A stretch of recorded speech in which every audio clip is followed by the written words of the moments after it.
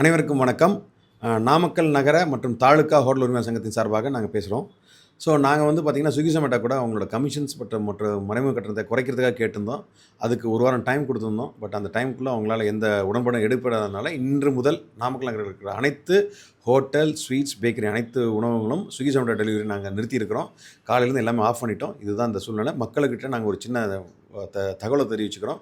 இந்த தடங்கள் இன்னும் ஒரு சில நாட்கள் வேறு ஒரு மூலமாக நாங்கள் நிவர்த்தி பண்ணிவிடுவோம். அது வரைக்கும் பொறுத்திருக்குமாறு கேட்டுக்கொள்கிறோம். மேலும் உங்களுக்கு உணவு டெலிவரி வேணும் என்றால் எங்களுடைய நிறுவனத்தை, அதாவது எந்த ஹோட்டல் உங்களுக்கு பிடிக்குமோ அந்த ஹோட்டலில் தொடர்பு கொண்டீங்கன்னா அந்த ஹோட்டல் ஊழியர்கள் மூலமாக உங்களுக்கு உணவு எப்போ பொழுதோ உங்களுக்கு டெலிவரி செய்து கொடுப்போம் என்பதை இதில் தெரிவித்துக் கொள்கின்றேன்.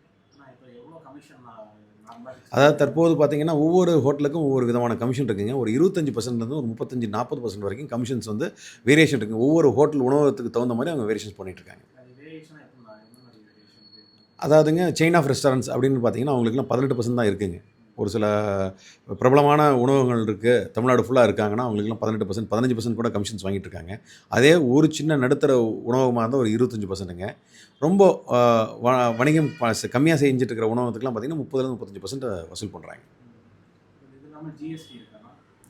ஜிஎஸ்டிக்கு இதுக்கு சம்மந்தம் இல்லைங்க. ஜிஎஸ்டி பொறுத்த வரைக்கும் உணவகத்துலேருந்து வாங்கி ஸ்விக்கி ஜொமேட்டோ எங்களுக்கு சார்பாக அவங்க கட்டிடுறாங்க.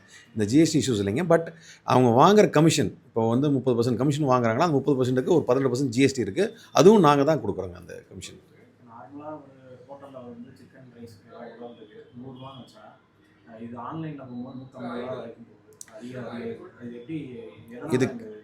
இதுக்கு என்ன காரணம் அப்படின்னு பார்த்தீங்கன்னா, நாங்கள் ஹோட்டலில் விற்கிற சிக்கன் ரைஸ் ரூ. 100.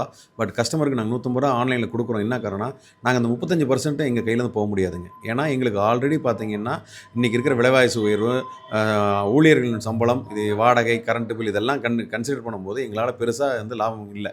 அதனால் என்ன பண்ணோம், அந்த கமிஷனை வந்து எங்களால் கையிலேருந்து கொடுக்க முடியாத சூழ்நிலையில் நிறையா ஹோட்டல் கடைக்காரங்க என்ன பண்ணால் அந்த ரூ. 100 பொருள் ரூ. 150 விற்கலான்னு நினைக்கிறாங்க. பட் அந்த ரூ. 150 விற்றுமே அவங்க கையில் பார்த்தீங்கன்னா ரூ. 100 கிடைக்காதுங்க. ஒரு ரூ. 90-80 தான் கிடைக்கும். ஏன்னா அத்தனை கமிஷன்ஸ் நடுவில் இருக்கிற மறைமுக கட்டணம் அவ்வளோ இருக்குங்க. ஸோ அதனால் பார்த்தீங்கன்னா இதுதான் காரணம், அந்த விலைவாசி அதில் அதிகமாக காமிக்கிறதுக்கு. மறைமுக கட்டணம் வேறு எதுவும் இல்லைங்க. அவங்க விளம்பரத்துக்குன்னு ஒரு கட்டணத்தை நம்மள்ட்ட கேட்பாங்க. பார்த்தீங்கன்னா உங்களுக்கே தெரியும், ஸ்விக்கி ஜொமேட்டோ ஆப்போ இல்லை எந்த இந்த மாதிரி ஆன்லைன் பிளாட்ஃபார்ம் இருக்கிற ஆப்பில் பார்த்தீங்கன்னா 10% ஆஃபர், 20% ஆஃபர், ஃப்ளாட் ₹100, ஃப்ளாட் ₹200 போடுவாங்க. இந்த ஆஃபர் எல்லாமே 2 விதமாக நடத்துவாங்க. ஒன்று, நம்ம ஹோட்டல் காரங்க கூட சேர்ந்து அவங்க ஆப்ரேட் பண்ணுவாங்க. அது பார்த்திங்கன்னா எல்லா உணவகத்து கடையும் கூட பண்ண மாட்டாங்க. அது ஒரு சில பிரபலமான உணவகங்கள் மட்டும்தான்.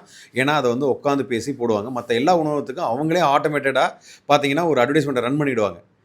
இந்த வாரம் நமக்கு தெரியாது, சனி ஞாயிறு நல்லா இருக்கும், வியாபாரம் இருக்குதுன்னு பார்ப்பீங்க. பட் அதில் பார்த்தீங்கன்னா அவங்க திடீர்னு ஒரு ₹100 ஒரு ஆர்டருக்கும் ஆஃபர் போடுறேன்னு சொல்லி குறைச்சிருப்பாங்க. அந்த ₹100 எல்லாமே பார்த்தீங்கன்னா எங்களோட ஆர்டரில் பிடித்துக்குவாங்க. ஸோ இப்போ சனிக்கிழமை, ஞாயிற்றுக்கிழமை பார்த்தீங்கன்னா ஒரு 30 ஆர்டர் போயிருக்குன்னா அந்த 30 ஆர்டருக்கு ₹100 போச்சுன்னா 3000 எங்களோட பணம் கையிலேருந்து போகுதுங்க. ஸோ இதுதான் மறைமுகமாக நாங்கள் சொல்கிறதுங்க. கண்டிப்பாகங்க. நிறையா ஹோட்டல் உரிமையாளருக்கு அனுமதி இல்லாமல் தான் இந்த ஆட் ரன் பண்ணுறாங்க. என்ன காரணம், அவங்களுக்கான டார்கெட் ப்ரெஷருங்க. ஸோ இங்கே வர எக்ஸிக்யூட்டிவ்ஸோட டார்கெட் ப்ரெஷர்னால அவங்க என்ன பண்ணுறாங்கன்னா இந்த அட்வர்டைஸ்மெண்ட் வந்து எங்களோட அனுமதி இல்லாமல் ரன் பண்ணுறாங்க.